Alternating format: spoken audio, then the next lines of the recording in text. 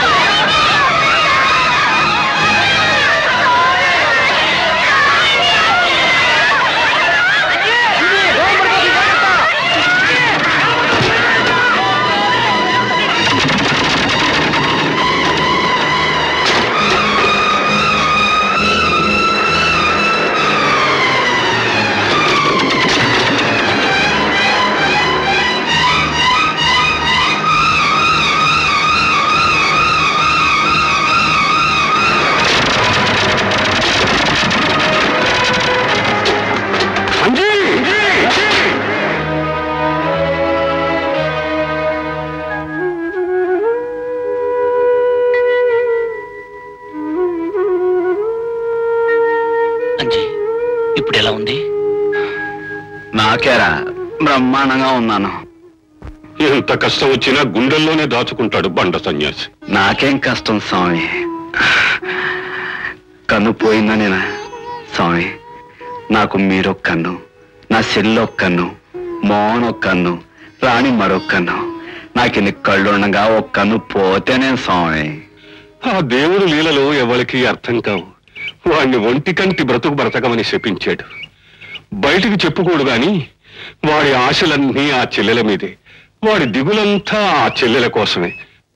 మోహన్, నువ్వేమీ అనుకోనంటే నిన్ను మాట అడగాలనుకుంటున్నాను. చెప్పండి స్వామీజీ. నువ్వు లక్ష్మిని పెళ్లి చేసుకోగలవా?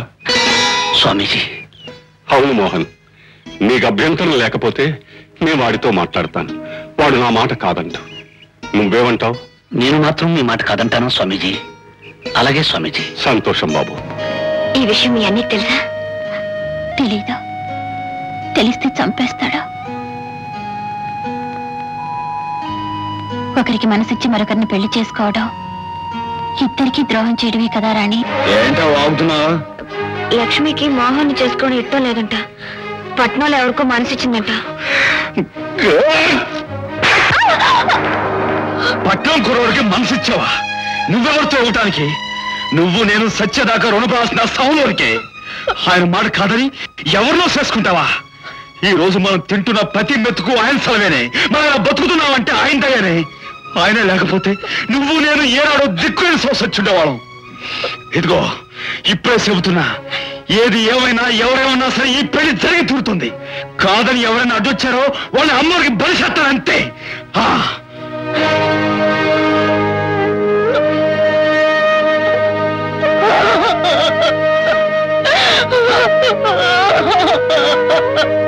రాణి వచ్చి విషయం అంతా నాతో చెప్పింది. లక్ష్మికి నచ్చినతనంతోనే పెళ్లి చేయమని స్వామీజీతో చెప్పడానికి నేను వచ్చాను. నేనేమీ అనుకోనరా. అవును అంజీ, లక్ష్మి మనస్సు తెలుసుకోకుండా మనం తీసుకున్న నిర్ణయం అది. దానికి విలువ ఉండదు. నువ్వు వెళ్ళి ఆ కుర్రవాడెవరో కనుక్కొని ఇక్కడికి తీసుకురా. నేను దగ్గరుండి పెళ్లి జరిపిస్తాను.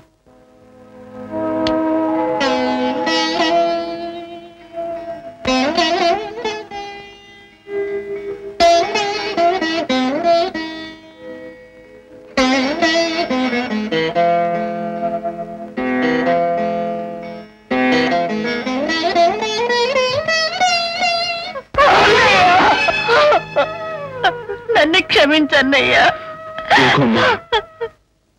ఊరుకో,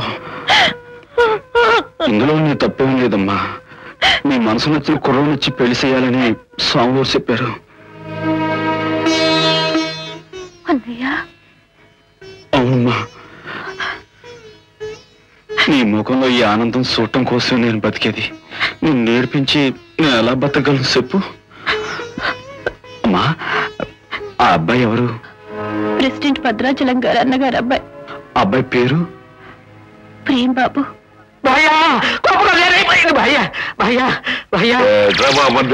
ఏటలకి గనపడిపోతున్నావు? ఏటేటి భయ్యా, అంజిగాడు మన ప్రేమ బాబుని ఎత్తుకుంటా టౌన్కి వెళ్ళాడంట. ఎందుకంటావేంటి భయ్యా, ఆడి చెల్లెలకి మన ప్రేమ బాబుకి కాలేజీలో అంట. అది తెలుసుకుని ఈడు పట్ట వెళ్ళాడంట.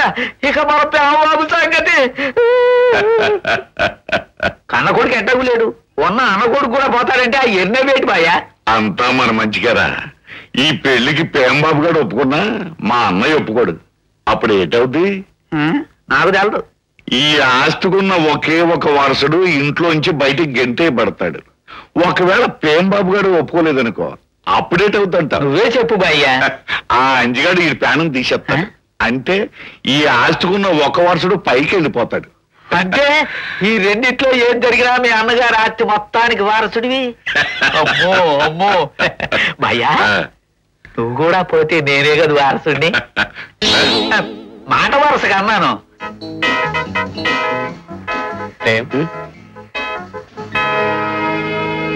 ఎవరు?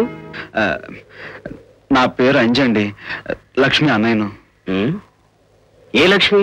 అదేనండి, మీతో పాటు కాలేజీలో చదువుకుంది ఆ లక్ష్మి. ఓహో, ఆ లక్ష్మ. ఏం పని మీద వచ్చావు? తమని మా ఊరు తీసుకెళ్దామని. నన్న? ఎందుకు? అది తమరు ఒకసారి ఇలా వస్తే. రహస్యమా? వీళ్ళంతా మనవాళ్లే, మరేం పర్వాలేదు, చెప్పు. అదేనండి, తమరు మా చెల్లిని పెళ్లి చేసుకుంటున్నారంట కదండి. పొరపాటు పడ్డావు. నేను అసలు ఎవరిని ఎప్పటికీ పెళ్లి చేసుకోకూడదని వ్రతం పట్టానే. మీరు? నేనే. నువ్వు రావాల్సిన చోటికే వచ్చావు, కానీ నీకు కావలసిన పని చేయడానికి మాత్రం నేను సిద్ధంగా లేదు. బాబు, మా చెల్లి తన ఆశని మీ మీద పెట్టుకుంది. మరి నీతో పాటు తీసుకురాలేకపోయావా? ఆశ తీర్చి పంపేవాణ్ణి. బాబు, తప్పు మాట అనకండి. నాకున్నది ఒక్కగానొక్క చెల్లెలు, దాని బతుకు అన్యాయం చేయకండి. నీకు చెల్లెలు ఒక్కరితేనయ్యా, కానీ నీ చెల్లెలకి నేనొక్కనేనా? నా కోపం తెప్పించద్దు. నా చెల్లి కోరుకున్న మనసు, నా గౌరవం తెప్పడానికి ఆగాను. జాగ్రత్తగా మాట్లాడండి. ఏరా, జడిపిస్తున్నావా? నీ చెల్లెలి మీద నేను సరదా పడిన మాట నిజమే, కానీ అది నా సరదా తీర్చలేదు. పోనీ ఆ సరదా తీరే ఏర్పాటు నువ్వేమన్నా చేస్తానంటే నాకు అభ్యంతరం లేదు.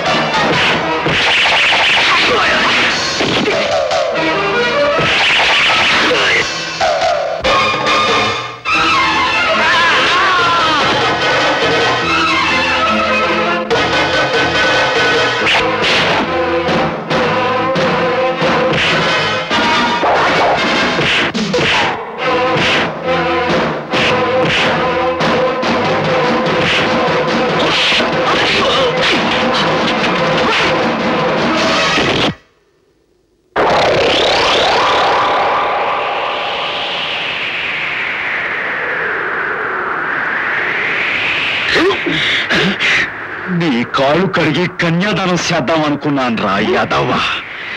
నీలాంటి నీచుడికి నా చెల్లెల్నిచ్చి కట్టబెట్టడం కంటే గోదాట్లో తోసేయడం నయం రా.